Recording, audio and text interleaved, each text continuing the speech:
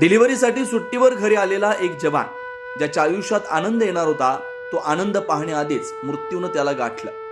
दरेतील वीर जवान प्रमोद जाधव हे पत्नीच्या डिलिव्हरीसाठी सुट्टीवर गावी आलेले होते. मात्र एका भीषण अपघातात त्यांचा अपघाती मृत्यू झाला आणि इथंच नियतीचा सर्वात क्रूर खेळ घडला.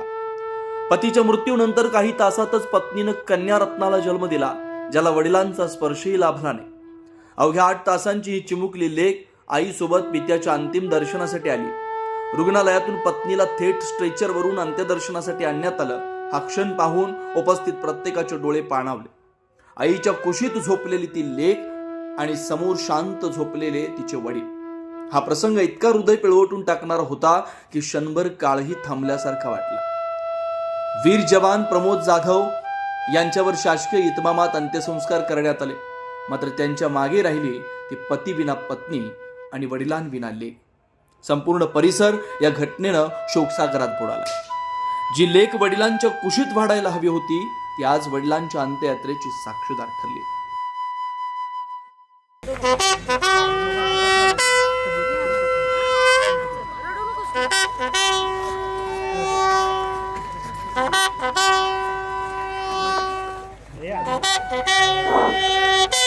Hello hello